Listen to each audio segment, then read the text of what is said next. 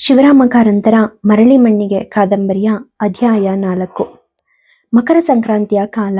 ಅದೇ ಸಮಯ ನಡೆಯುವ ಸಾಲಿಗ್ರಾಮ ಜಾತ್ರೆಗೆ ಸರಸ್ವತಿ ಪಾರ್ವತಿಯರೆಲ್ಲರೂ ಹೋಗಿದ್ದರು.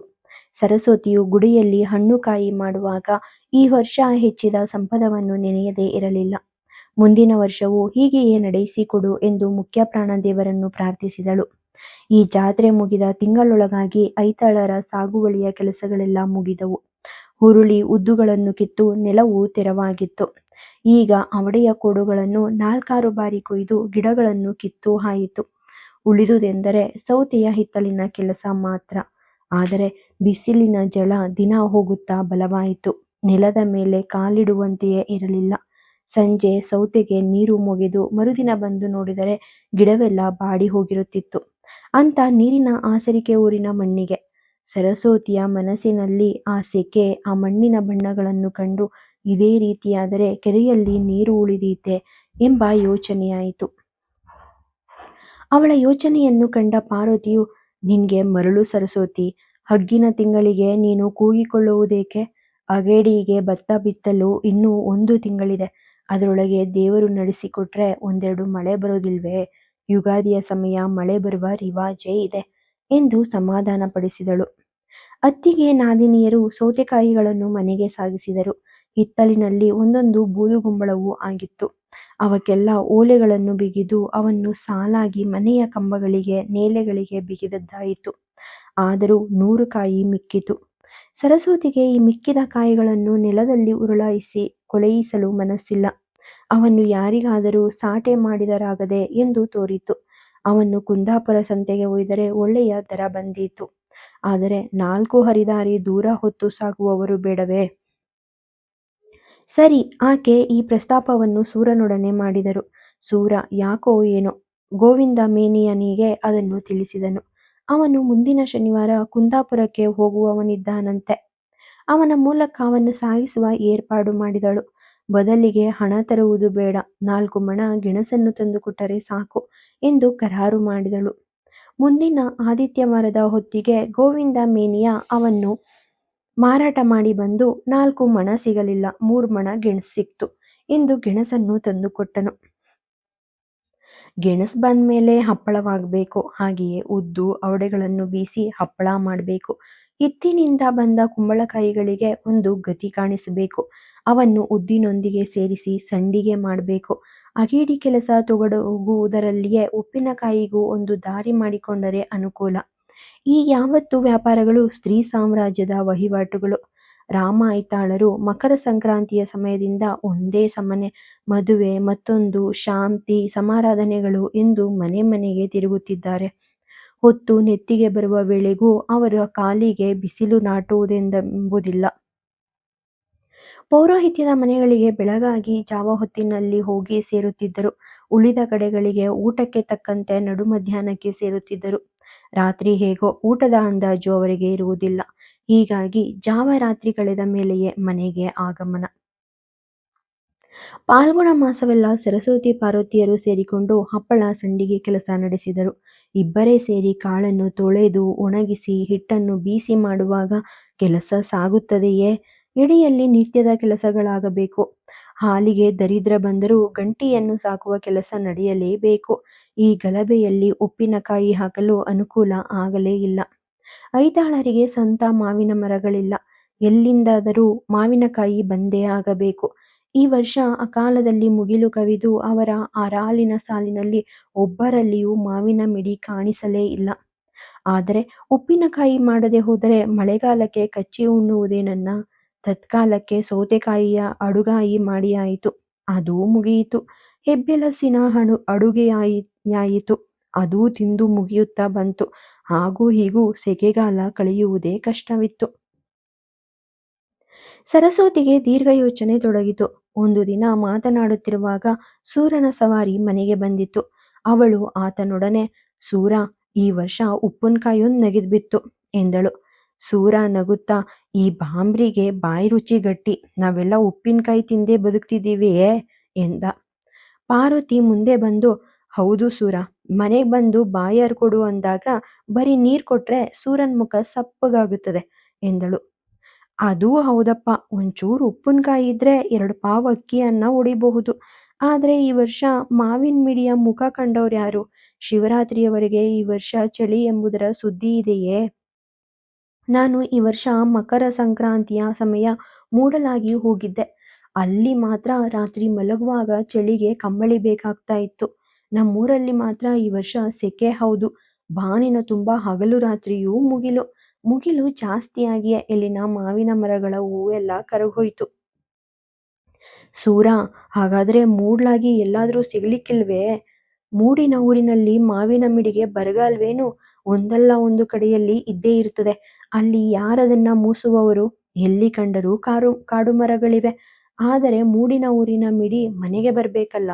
3 ಹರಿದಾರಿಯಾದ್ರೂ ನಡೆಯಬೇಡ್ವೇ?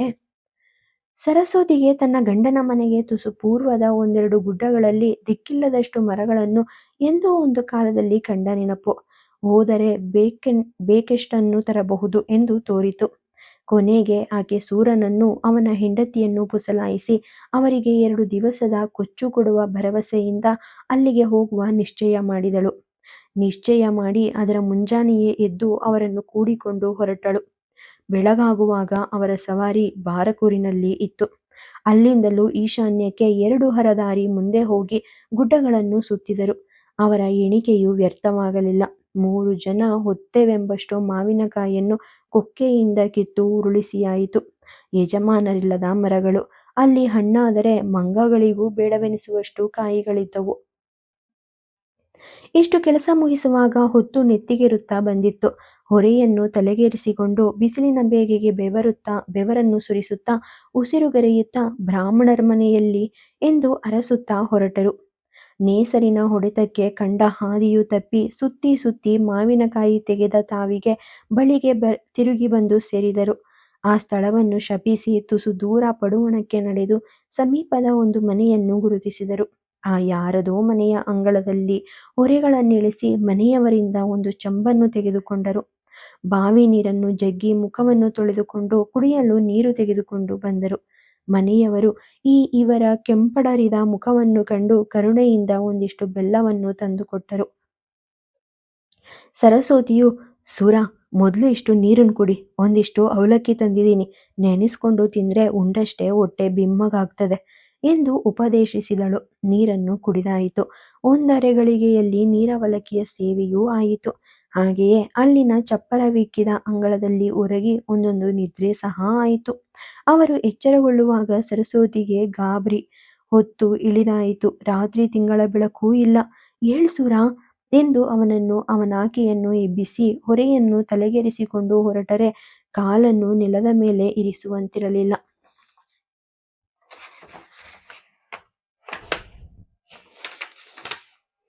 ತಲೆಯ ಮೇಲಿನ ಹೊರೆ, ನೆಲದ ತಾಪ ಇವೆರಡರಿಂದಾಗಿ ಮೈಲು ಹರಿದಾರಿಗಿಂತ ಉದ್ದವಾಯಿತು. ಶರೀರವೆಲ್ಲ ಸೋತು ಕಂಗಾಲಾಯಿತು. ನಡೆದು ನಡೆದು ದಣಿದು ನೆರಳು ಕಂಡಲ್ಲೆಲ್ಲ ನೀರನ್ನು ಕುಡಿದು ಹೊತ್ತು ಮುಳುಗುವಾಗ ಹಾಗೂ ಹೀಗೂ ಸಸ್ತಾನಿಗೆ ಬಂದರು. ಊರನ್ನು ಸೇರಲು ಇನ್ನೂ ಹರದಾರಿ ದೂರ. ಸೂರನಂತೂ ಆ ದಿನದ ದಣಿವನ್ನು ತಡೆಯಲಾರದೆ, ಅಮ್ಮ, ಈಗ ನಾವೇ ಉಪ್ಪಿನಕಾಯಿ ಎಂದು ಹೇಳಿ ನಕ್ಕನು. ಎಲ್ಲರಿಗೂ ನಗು ಬಂದಿತು. ಸರಸ್ವತಿಯು ಸೂರನನ್ನು ಸಮಾಧಾನಗೊಳಿಸಲು, ಸೂರ, ಒಂದು ಸಣ್ಣ ಭರಣಿಯಾಗುವಷ್ಟು ಉಪ್ಪಿನಕಾಯಿನ ನಿನಗೂ ಕೊಡ್ತೀನಿ. ಉಂಡು ನೋಡಿದ್ರೆ ಬರೋ ವರ್ಷ ನನಗಿಂತ ಮುಂದಾಗಿ ನೀನ್ ಮೂಡಿನೂರಿಗೆ ಮಾವಿನಕಾಯಿ ಹೆಕ್ಕಕ್ ಹೊರಡ್ತಿ ಎಂದಳು. ಸೂರನಿಗೆ ನಗು ಬಂದಿತು. ಮುಂದಿನ ವರ್ಷ ಬದುಕುಳಿದ್ರೆ ಅಲ್ವೇ ಎಂದನು ಅವನು ಪ್ರತಿಯಾಗಿ. ಹ್ಯಾಗಾಕಂತಿ ಎಂದು ಸರಸ್ವತಿ ಕೇಳಿದಳು. ಅದಕ್ಕೆ ಸೂರನ ಹೆಂಡತಿಯು, ಹೌದು ಒಡತಿ, ಉಪ್ಪಿನಕಾಯಿ ಇದ್ರಾಯ್ತೆ, ಊಟಕ್ಕೆ ಅಕ್ಕಿ ಬೇಡ್ವೆ? ಮಳೆಗಾಲ ಬಂತೆಂದ್ರೆ ಹಲ್ಸಿನ ದಾನಿ, ಗೆಣಸಿನ ಗಡ್ಡೆ ಬೇಯಿಸಿ ತಿನ್ನುವವರಿಗೆ ಉಪ್ಪಿನಕಾಯಿ ಯಾವ ಮಟ್ಟಿಗೆ ಎಂದಳು. ಈ ವರ್ಷವೂ ಹಾಗೆ ಅಂತೀಯಾ? ನೀನು 2 ಮುಡಿ ಗದ್ದೆಯನ್ನ ಸಾಗುವಳಿ ಮಾಡ್ತಿ. ಈ ವರ್ಷ ಹಿಂದಿಗಿಂತ 3 ಮುಡಿ ಅಕ್ಕಿಯಾದ್ರೂ ಜಾಸ್ತಿ ಸಿಗ್ಲಿಕ್ಕಿಲ್ವೇ ಎಂದಳು. ಸೂರನು ಹುಟ್ಟುವಳಿಯ ಲೆಕ್ಕವನ್ನು ಹೇಳಿ, ಗೇಣಿ ಹೋದ್ಮೇಲೆ ಬಡೂರ್ ಮಕ್ಕಳಿಗೆ ಉಳಿಯೋದು ಹುಲ್ಲೆ ಎಂದು ರುಜುಪಡಿಸಿದನು. ಅಂತೂ ಸರಸ್ವತಿಯು ಈ ಪಡು ಕರಾವಳಿಯಲ್ಲಿ ಗೇಣಿ ಬಹಳ ಹೆಚ್ಚು ಎಂಬುದನ್ನು ಒಪ್ಪಿಕೊಂಡಳು. ಮಾತಿನಲ್ಲೇ ಬೆಳಗಾದೀತೆಂದು ತಿರುಗಿ ಎಲ್ಲರೂ ಹೊರಟರು. ರಾತ್ರಿ ಜಾವ ಹೊತ್ತು ಕಳೆದಿತ್ತು. ಅವರು ಮನೆಯನ್ನು ಸೇರುವಾಗ ಒಮ್ಮೆ ಹೊರೆಯನ್ನಿಳಿಸಿ ನಿಂತ ಅವರಿಗೆ ಕಠಿಣ ಸಜ್ಜೆಯೊಂದು ತಪ್ಪಿದಂತೆ ಕಾಣಿಸಿತು. ಸರಸ್ವತಿಯು ಕೂಡ ಕತ್ತನ್ನು ಆಚೀಚೆ ನೀಡಿ, ಪಾರ್ವತಿ, ಮೊದಲು ಸೂರನ್ಗೆ ಒಂದಿಷ್ಟು ಬೆಲ್ಲ ನೀರನ್ನ ಕೊಡು. ಪಾಪ, ಮಾವಿನಕಾಯಿನೂ ಸಾಕು, ಉಪ್ಪಿನಕಾಯಿನೂ ಸಾಕು ಎಂದಾಗಿದೆ ಅವರಿಗೆ ಎಂದೇನು, ನನಗೂ ಹಾಗೆ ಎಂದಳು. ಶೈತ್ಯೋಪಚಾರವಾಯಿತು. ಸೂರನು ಹೆಂಡತಿಯೊಡನೆ ತನ್ನ ಮನೆಯ ಕಡೆಗೆ ಸಾಗಿದನು. ಸರಸ್ವತಿಯು, ಅಣ್ಣ ಬಂದಿಲ್ವೇ ಇನ್ನೂ ಎಂದು ವಿಚಾರಿಸಿದಳು.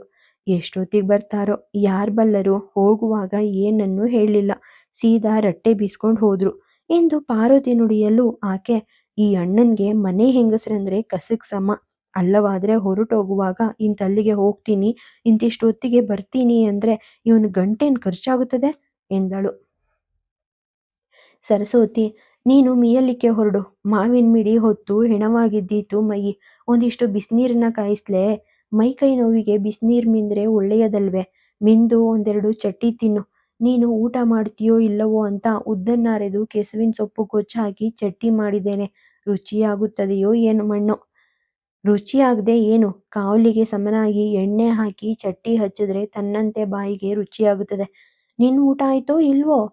ನನಗೆ ಬೇಸರ ಬಂದು ಅಡುಗೆ ಮಾಡಲಿಲ್ಲ, ನಿನಗೆರಡು ನನಗೆರಡು ಹೀಗೆ 4 ಚಟ್ಟಿ ಮಾಡಿದ್ದೀನಿ, ನೀನು ಬಂದ ಮೇಲೆ ತಿನ್ನೋದು ಅಂತ ಹಾದಿಯನ್ನು ಕಾಯ್ತಾ ಕುಳಿತಿದ್ದೆ. 100 ಪಂಚಾಕ್ಷರಿಯೂ ಆಯಿತು, ಒಂದು ನಿದ್ದೆನೂ ಆಯಿತು. ನೀನು ಕಾಲು ತೊಳ್ಕೊಂಡು ಬಾ, ಅಂಡೇಲಿ ನೀರು ತುಂಬಿಸಿದ್ದೇ ಉಂಟು, ಒಂದು ಕಿಚನ್ನು ಹುಟ್ಟು ಬರ್ತೀನಿ, ಕ್ಷಣಕ್ಕೆ ನೀರು ಕಾಯ್ತದೆ. ಬಿಸಿನೀರು ಬೇಡ ಮಾರಾಯ್ತಿ, ತಣ್ಣೀರು ಮಿಂದ್ರೆ ಈ ಸೆಕೆಗೆ ಅಯ್ಯಬ್ಬ ಅನಿಸಿತು. ಮೈ ಬೆವರ್ತಿದೆ, ದಿಕ್ಕಿಲ್ಲ, ಅದರಲ್ಲಿ ತಣ್ಣೀರಲ್ಲಿ ಮುಳುಗಿದರೆ ಶೀತವಾದೀತು. ಬಿಸಿನೀರು ಬೇಡದೆ ಹೋದ್ರೂ ಉಗುರು ಬೆಚ್ಚಗೆ ಮಾಡಿ ಮೇಯಬಹುದು, ಈಗ ಅಂತ ಸೆಕೆ ಏನಿಲ್ಲ. ಹೀಗೆಂದು ಪಾರ್ವತಿಯು ಬಚ್ಚಲು ಮನೆಯ ಬಳಿಗೆ ಬಂದು ಬೆಳಕು ಹಿಡಿದುಕೊಂಡು ಹೋದಳು. ಅವಳ ಹಿಂದೆಯೇ ಸರಸ್ವತಿಯು ಬಂದಳು. ಪಾರ್ವತಿಯು ತರಗೆಲೆಗಳನ್ನು ಉರಿಸುತ್ತಾ ಒಲೆಯ ಮುಂದೆ ಕುಳಿತರೆ ಅಲ್ಲೇ ಬಳಿಯಲ್ಲಿ ಸರಸ್ವತಿಯು ನಿಂತುಕೊಂಡು ಮಾವಿನ ಮಿಡಿಗಳನ್ನು ತಂದ ಸಾಹಸ ಬಣ್ಣಿಸಿದಳು. ಇವತ್ತು ಒಂದು ಹರಿದಾರಿಯನ್ನಾದ್ರೂ ನಾವು ನಡೆದಿರಬೇಕು, ಅದು ಎಂಥ ಬಿಸಿಲಲ್ಲಿ ಅನ್ನುತ್ತಿ.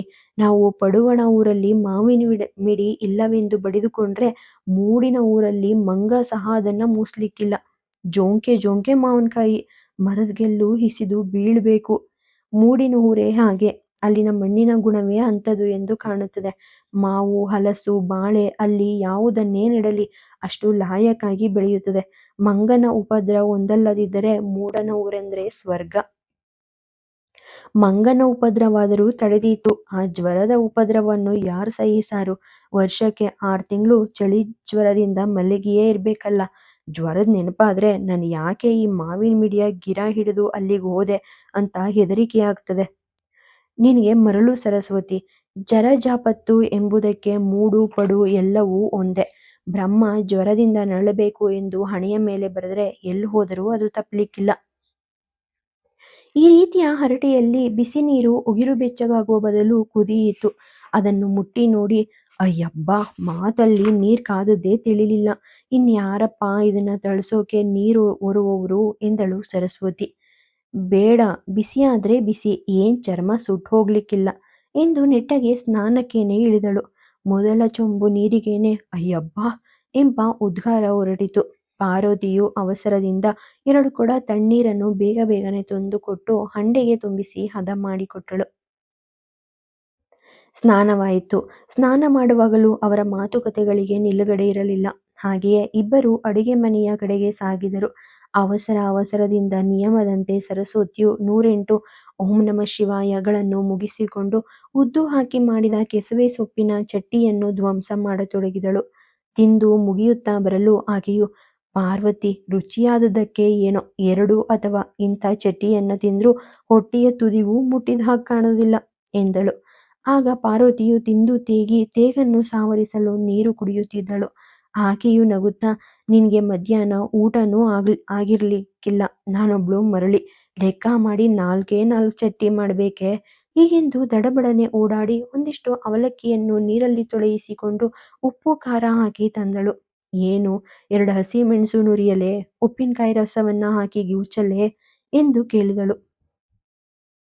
ಅಯ್ಯೋ ಪುಣ್ಯಾತ್ಗಿತ್ತಿ, ನಾನೇನು ಬಂಡಿ ಭೀಮನೇ ಎಂದು ಸರಸ್ವತಿಯು ದಾಕ್ಷಿಣ್ಯದ ಮಾತನಾಡಿದರೂ ಆಕೆ ತಂದುಕೊಟ್ಟ ನೀರವಲಕ್ಕಿಗೆ ಉಪ್ಪಿನಕಾಯಿ ರಸವನ್ನು ಸೇರಿಸಿ ಹೊಟ್ಟೆ ತುಂಬ ತಿಂದಳು.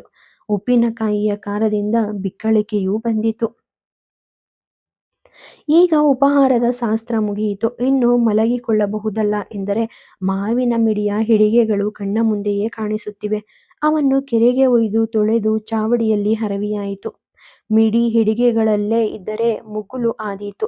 ಹಾಗೆಂದು ತುಸು ಹುಮ್ಮಸ ಹುಟ್ಟಿಸಿದ್ದರೆ ಅದೇ ಕ್ಷಣವೇ ಉಪ್ಪಿನಕಾಯಿ ಹಾಕಲು ತಯಾರಿ ನಡೆಯುತ್ತಿತ್ತೋ ಏನೋ. ಪುಣ್ಯಕ್ಕೆ ದಣಿವು ವಿಶೇಷವಾಗಿದ್ದರಿಂದ ಒಂದೊಂದು ಚಾಪೆಯನ್ನೆಳೆದುಕೊಂಡು ಅವರು ಮಲಗಿಕೊಂಡರು. ಸರಸ್ವತಿಗೆ ಈ ದಿನ ಹಾಸಿಗೆ ಮೈಗೆ ತಗಲಿದೊಡನೆಯೇ ನಿದ್ದೆ ಬಂದಿತು. ಪಾರ್ವತಿಯು ಮನಸ್ಸು ಒಂದು ಪ್ರಶ್ನೆಯ ತೀರ್ಮಾನಕ್ಕೆ ಕಾದಿತ್ತು. ಉಪ್ಪಿನಕಾಯಿಗೆ ಉಪ್ಪು ಅಂಗಡಿಯಿಂದ ತಂದಾಕಬೇಕೆ, ಹುಳಿ ನೀರನ್ನ ಕಾಯಿಸಿ ಕದ್ದು ಮಾಡಬೇಕೆ ಎಂದು.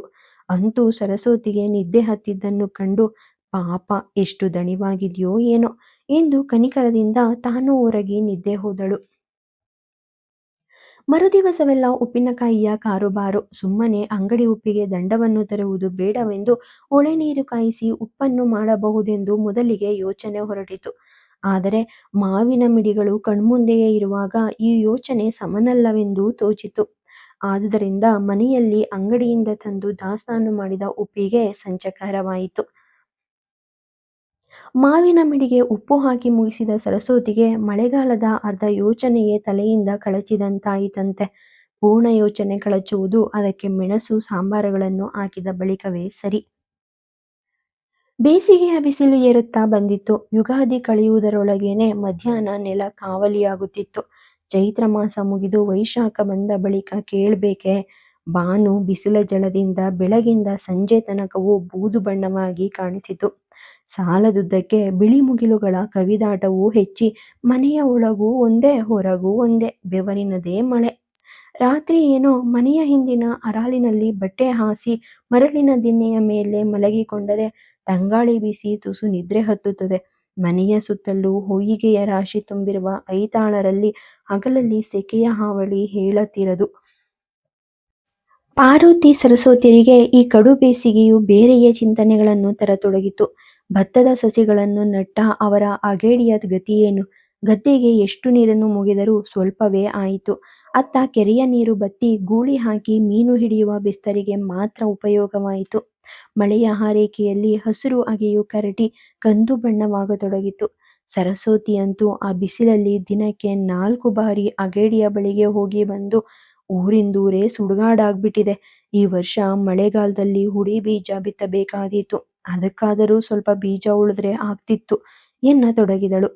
ಇಂಥ ಕಠಿಣ ದಿನಗಳಲ್ಲಿ ಒಮ್ಮಿಂದೊಮ್ಮೆಗೆ ರಾಮ ಐತಾಳರಿಗೆ ಮನೆಯ ಸುಧಾರಣೆಯ ಯೋಚನೆ ಉಳಿಯಬೇಕೆ?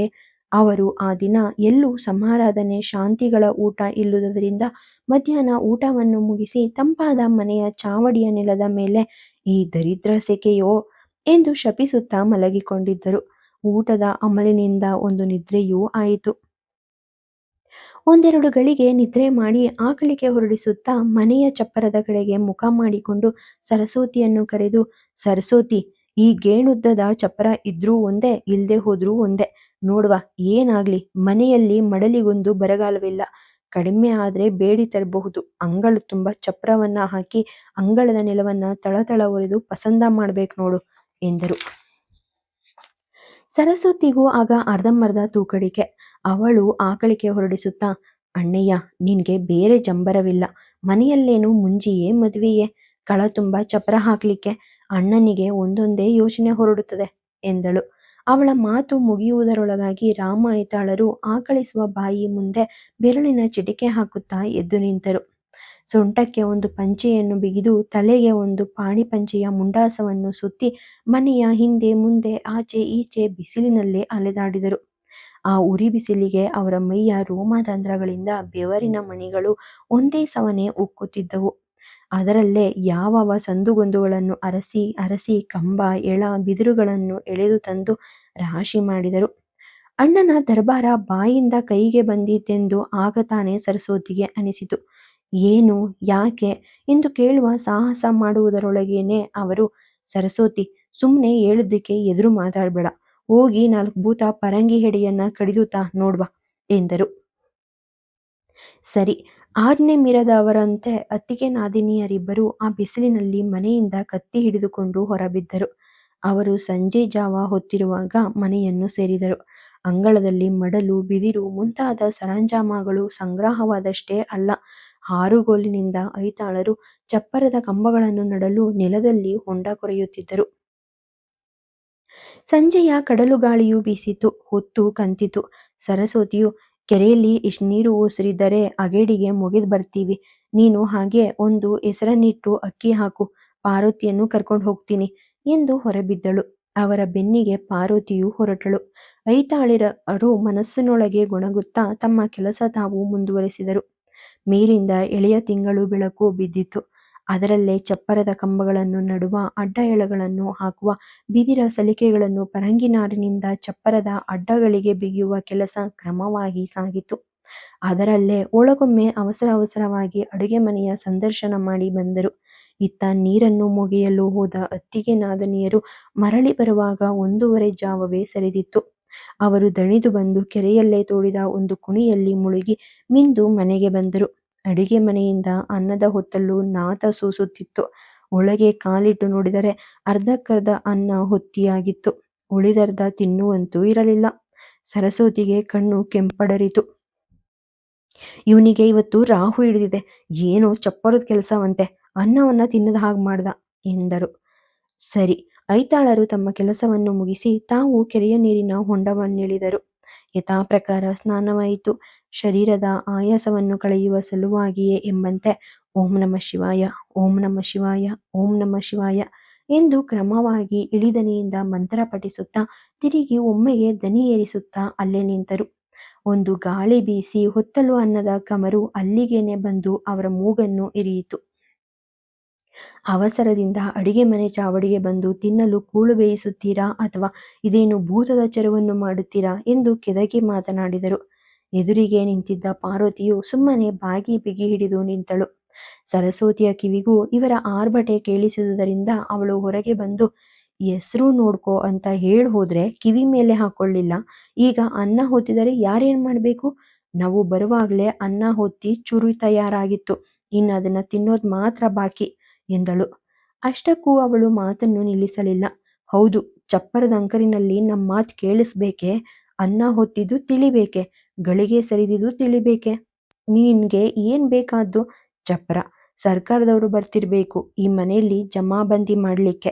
ಅವಳು 3 ದಿವಸ ಕೈಕಾಲು ಜುಮ್ಮು ಜುಮ್ಮು ಅಂತ ನರಳುತ್ತಿದ್ದವಳು ಬಂದು ನೀರು ಮೊಗೆಯಬೇಕಾಯಿತು, ನೀನಿಲ್ಲಿ ಚಪ್ರ ಕಟ್ತಿ ಎಂದಳು. ರಾಮಾಯಿತಾಳರಿಗೆ ತಂಗಿಯ ಪ್ರತಿ ಘೂಂಕಾರ ಕೇಳಿ ಎಚ್ಚರವಾಯಿತು. ಮಾತಿಲ್ಲದೆ ತೆಪ್ಪಗೆ ಆದರು.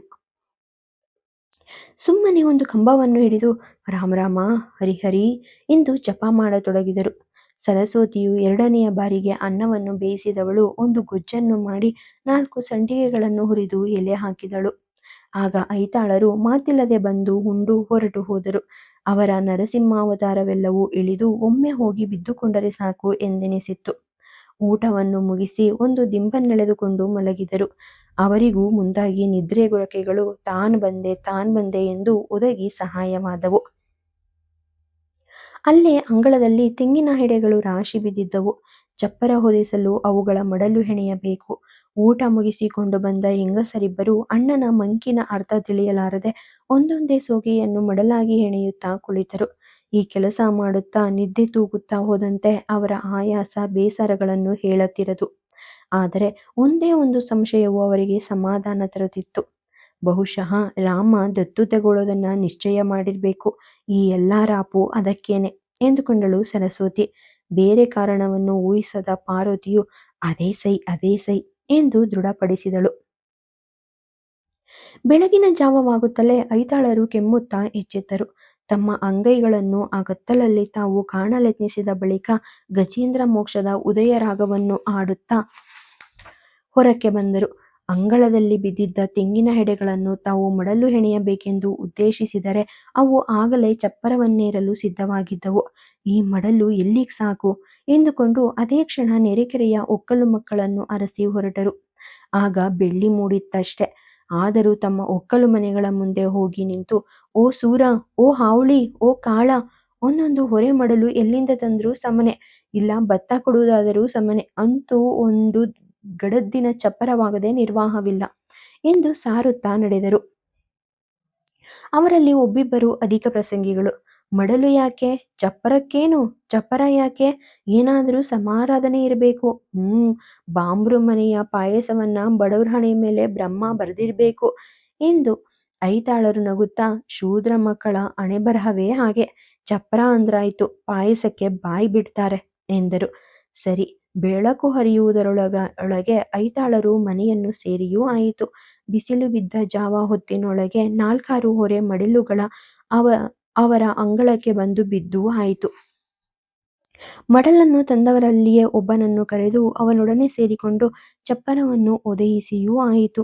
ಅದೀಗ ಥೇಟ್ ಮದುವೆಯ ಮನೆಯ ಚಪ್ಪರ ಎಂಬಷ್ಟು ಸುಂದರವಾಯಿತು. ಆ ಹಿಗ್ಗಿನಲ್ಲಿ ಅವರು ತನಗೆ ನೆರವಾದ ಕಾಳನನ್ನು ಉಪಚರಿಸಲು, ಹೆಣ್ಣೆ, ಈ ಕಾಳನಿಗೆ ಒಂಚೊಂಬು ನೀರು 2 ತುಂಡು ಉಪ್ಪಿನಕಾಯಿ ಕೊಡು ಎಂದು ಹೆಂಡತಿಗೆ ಹುಕುಂ ಮಾಡಿದರು. ಕಾಳನನ್ನು ಕಂಡು, ಕಾಳ, ಉಪ್ಪಿನಕಾಯಿ ಅದೀತೋ ಬೆಲ್ಲನೋ ಎಂದು ಕೇಳಲು, ಆತನು, ಬೆಲ್ಲ ಎಲ್ಲೂ ಸಿಗ್ತದೆ, ಆದ್ರೆ ಬಾಂಬ್ರು ಮನೆಯ ಮಾವಿನ ಮಿಡಿ ಉಪ್ಪಿನಕಾಯಿ ತಿನ್ನದೆ ದಿನ ಸುಮಾರಾಯಿತು ಎಂದ. ಅದರಲ್ಲೂ ಒಡ್ತಿ, ನಿಮ್ಮನೆಯ ಉಪ್ಪಿನಕಾಯಿ ರುಚಿ ಈ ಕೋಟದ 14 ಗ್ರಾಮಕ್ಕೆ ಬರ್ಲಿಕ್ಕಿಲ್ಲ ಎಂದು ಹೊಗಳಿದನು.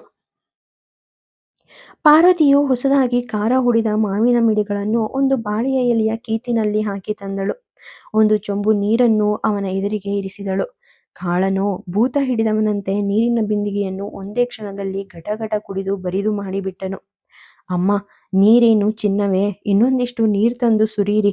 ಈ ಬೇಸಿಗೆಯಲ್ಲಿ ಊಟ ಇಲ್ದಿದ್ರೂ ಕಳೆದೀತು, ಮನುಷ್ಯ ನೀರಿಲ್ಲದೆ ಬದುಕ ಎಂದು ಮತ್ತಷ್ಟು ನೀರನ್ನು ತರಿಸಿಕೊಂಡು ಯಾವತ್ತೂ ಉಪ್ಪಿನಕಾಯಿಗಳನ್ನು ಬರಿದು ಮಾಡಿ ಪಾರ್ವತಮ್ಮನ ಮುಖವನ್ನೇ ನೋಡುತ್ತಾ, ಅಮ್ಮ, ಬಡವ್ರ ಗಂಡಿಗೆ ಒಂದು ಕರಟದ ಚಿಪ್ಪಿನಲ್ಲಿ 4 ಹೋಳು ಉಪ್ಪಿನ ಮಿಡಿ ಕೊಡಿ, ನಿಮ್ಮ ಹೆಸರನ್ನ ಹೇಳಿ ಗಡದ್ ಮಾಡಿ ಮಧ್ಯಾಹ್ನ ಒಂದು ಊಟ ಮಾಡ್ತೀನಿ ಎಂದ.